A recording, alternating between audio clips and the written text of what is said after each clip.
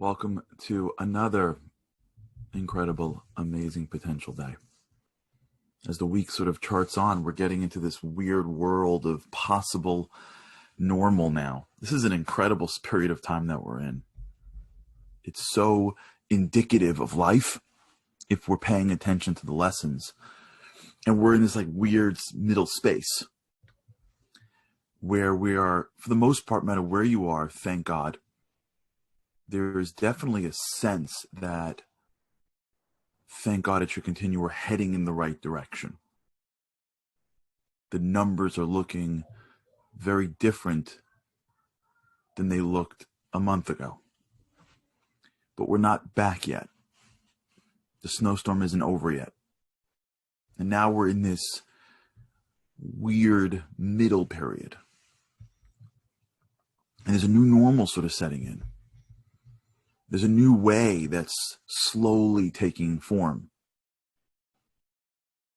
And part of what we want to accomplish during our time today, and every day, but specifically today, is try to figure out how to be as great as we can be during that new normal. The worst thing we can do now is duck. The worst thing we can do right now during this period of time is avoid. Just wait for life to go back. Life never goes back. We go back because we love it when things feel comfortable. We love the feeling of comfortable. You see, every single one of us has two modes in which we operate. There is the mode called survival. That's the default mechanism in our lives. God created us with the mechanism called survival. You don't have to try to get scared when you're in a scary place. Most people. Some people just don't have fear, but most typical individuals are scared at moments of risk. It's not normal for somebody to like hang off a cliff because we're built with parts of our brains called the amygdala that senses risk and puts us in a position to either fight or flight, to run from it. Stress. So we have within us this natural ability to survive. And a lot of what we do really is just survival. The reason why we love being comfortable, the reason why we love not doing things that are hard. In the past two shows, we discussed this idea of not knowing who we are. And when you don't know who you are, the circumstances are going to coach you to becoming who you can be. So you have to roll with it. You have to swim with the tide. You got to push yourself past what's comfortable. The reason why that's hard for us is because we're not built that way. Now, there's a distinction that we're building together. And if you're with us, thank you for being back. If you're coming for the first time and you want to hear some of the other episodes, we have it on the Momentum Facebook page. We have it on my Facebook, Instagram. The podcast is called Unlocking Greatness, and YouTube page. You can just go back to the earlier episodes when we started talking about this. I think we started around 12 or 13, episode 12, 13, talking about this. But this is what we've been talking about until now. And if you're out there listening and you're watching on any of the platforms and you want to come on live with us every morning at Zoom, with God's help, it's the Zoom meeting is 852739 699. But understand that there's two warring entities called in our lives. There's the body, the brain, and then there's the soul. The soul is a piece of God. It's infinite. It has within it potential that you'll never be able to realize. Understand that me and you walk around with a source of potential that we will never fully be able to realize. It is too much. It's infinite. It's beyond what we can even dream of. That's what we have. That's the core of who we are. But that thing called our soul is buried underneath the body, the brain. this isn't for now. For those who are interested, get in touch with us, and we'll do like a series on the Kabbalah of people. I wish I knew it well enough, but it's even more than just the brain and the soul. There's even aspects of the soul. But for now, we're in two different places: the body, which is the brain, and the soul, which is this infinite source. Now, the body is built. It's given to us to survive. You gotta survive. If it wouldn't be normal for us to run in times of risk, we would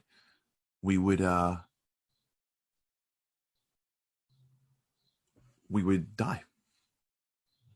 If we would smell a fruit and the spoiled smell wouldn't make us recoil, we would eat bad things.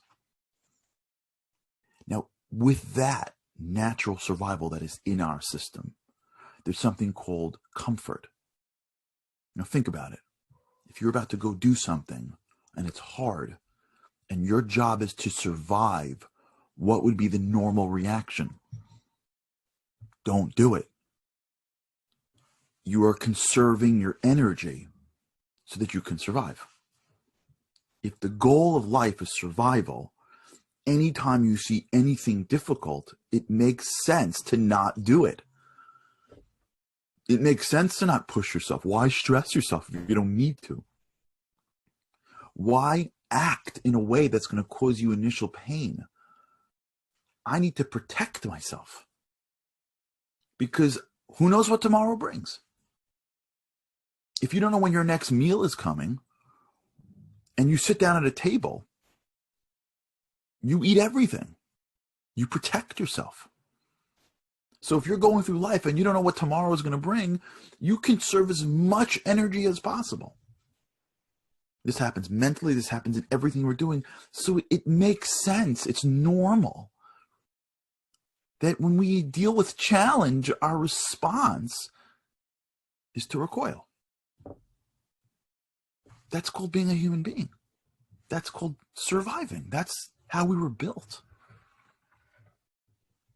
And the question is, why? Why did God build us this way for? So I don't know.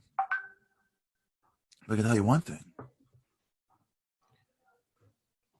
That if we were built to survive, now we are given the gift of survival.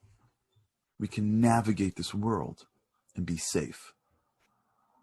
But understand that what feels normal and natural to us, in many cases, does not lead us down to a path of greatness. It is not intuitive for me and you to live with our soul, to access the potential that is within us. That is not an intuitive response most of the time. It feels different when you do it, but most of what we are built with does not take us there. There's a few things that do, but most doesn't. We had this conversation with our family this weekend where one of my children refused to share his toys with the other one. Now, it turned into like this entire fight about why can't I play with his toys? He plays with my toys. Like it became a thing. And my youngest child is like, no, they're my toys.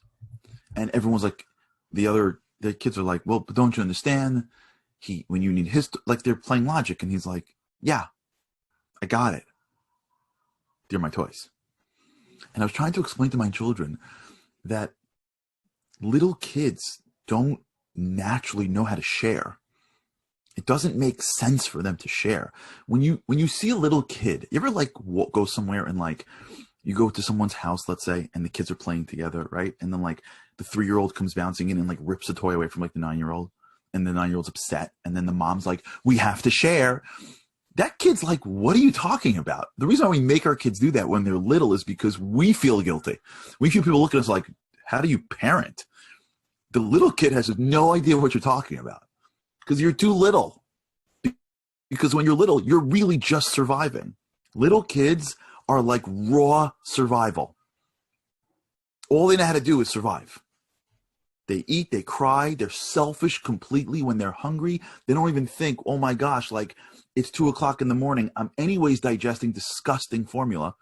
And this woman who I cry for, here she's on the floor. She can't even make it to the bed. She hasn't showered in 3 days. Let her sleep and I'll be fine. I'll miss one bottle. It's only 2 a.m. No kid's like, you know what? Let me think that way. It's like scream every time as loud as it's going to take until I drag him and her out of bed. Because we're built to survive. And survival is selfish. Survival hoards. Survival feels a little bit hungry and goes out of its mind till it's finally full. It doesn't allow tomorrow because that's not how one survives. If you're in the world of survival, you don't rely on tomorrow. You just stay as comfortable and safe as today. That's why when this whole thing just started, if you remember when the virus first hit, people were walking into store and clearing out stores. A lady called me from a wealthier vacation town. I don't want to say which one it is in case someone's there. I don't want to offend anybody. A wealthier vacation town. And said to me that there are locals and then there are people that visit. People that visit come to visit because they are more financially capable. She says they're calling supermarkets and clearing out shelves. The locals don't have food because the visitors who come in on the summers are clearing. Why are they doing that for? Uh-oh. There's a virus. We may not survive. Hoard. Comfortable. Close the doors. Safe. So when me and you think about things to do that are difficult and we wonder why I'm not more naturally inclined to make that phone call. I'm not more naturally inclined to try that new thing out. I'm not more naturally inclined to reinvent myself if the economy changes. I don't have deep relationships with my loved ones because we're both passive aggressive and nobody has the guts to pick up the phone and say what they're really feeling. I don't have more because of me. I'm not more connected to depth because I can't go there. It's natural and normal to not want to go there.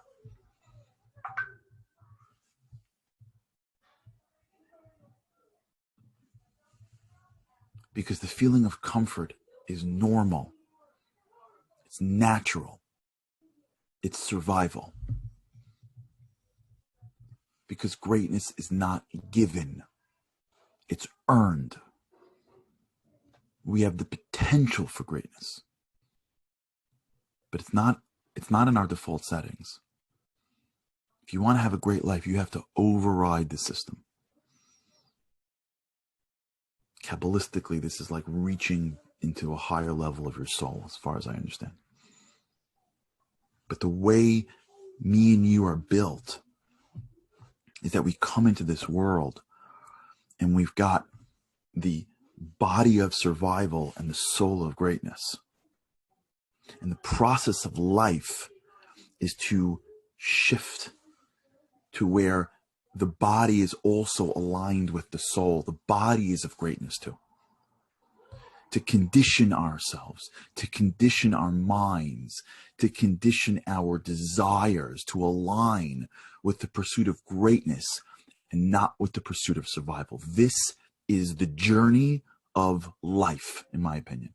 No matter where you are, no matter how old you are, we are on the exact same journey. The journey of life is the journey from the town called survival to the peak called greatness. And it only works if we climb the mountain every day. And you see it.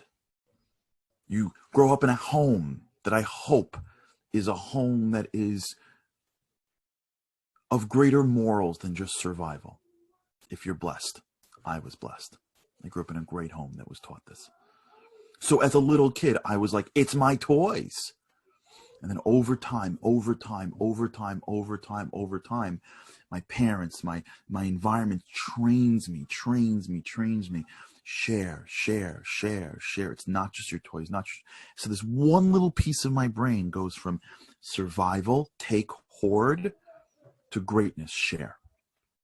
to a level in which when that little boy goes from that 3-year-old take to becoming hopefully a parent, let's say, it could be other ways, but let's say a parent, and then has $1 that he makes or that she makes, and then gives that $1 to that child who is taking the $1 to do whatever they're doing, and they give away the thing. You go from it's mine to it's yours.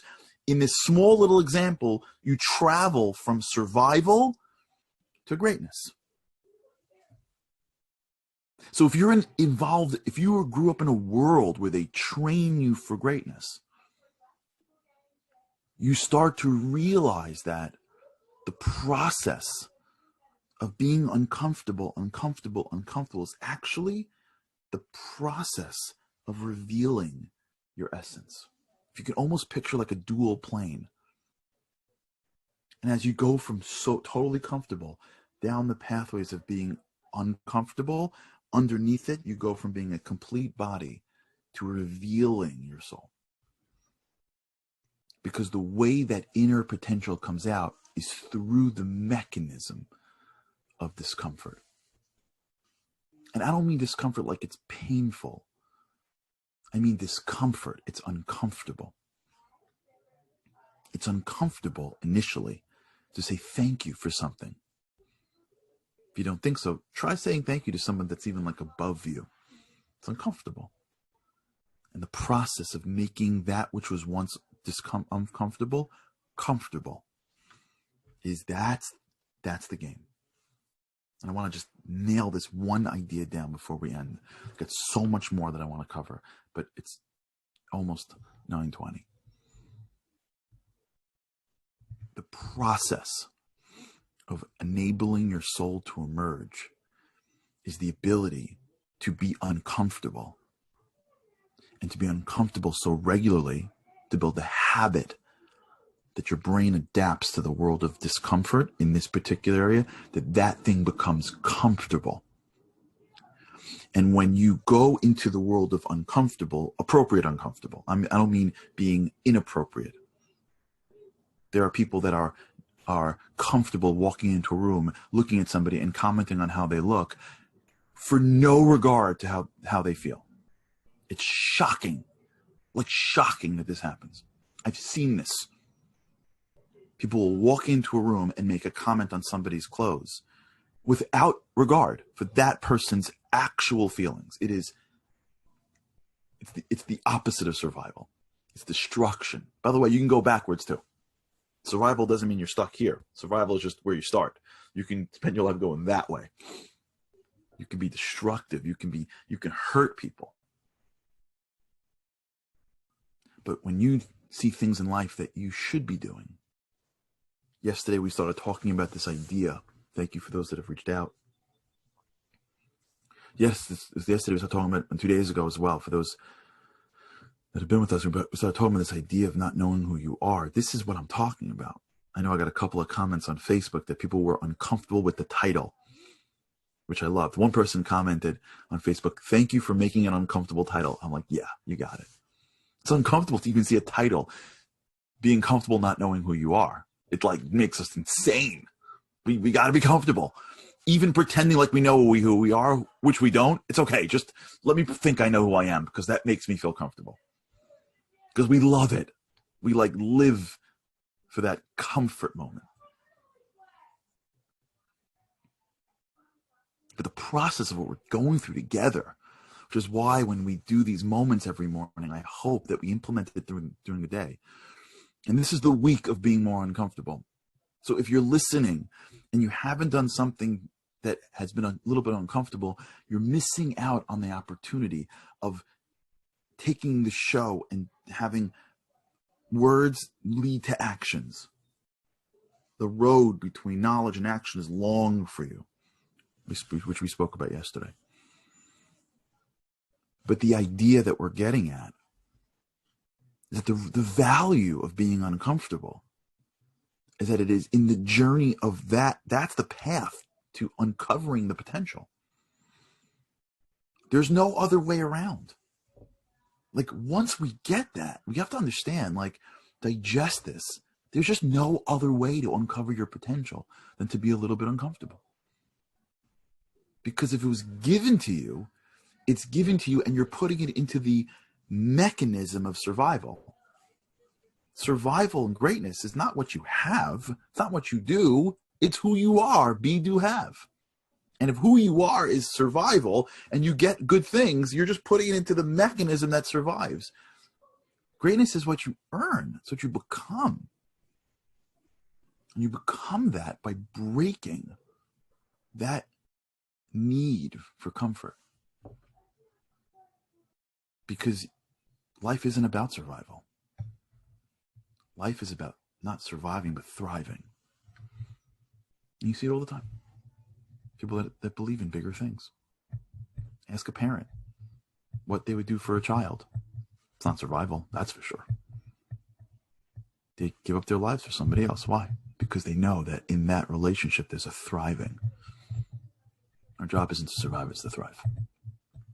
And we thrive when we start getting comfortable being uncomfortable. We'll talk about this again, hopefully tomorrow. But until then, that's what I want to leave us with today. This idea of just recognizing that there's two modes. There's one that I have and one that I got to become. And I got to choose, survive or thrive. Survival or greatness. Body or soul. And I do it by being a little bit uncomfortable. If you haven't yet, even if you have, find something today that you got to do that makes you a little uncomfortable. And do it. Start to break that survival mentality in us. Life ain't meant to be good or great. It's meant to be awesome. You never get awesome. You choose awesome. It's been a pleasure being with you this morning. Have an awesome day. And I can't wait to see you, with God's help, tomorrow.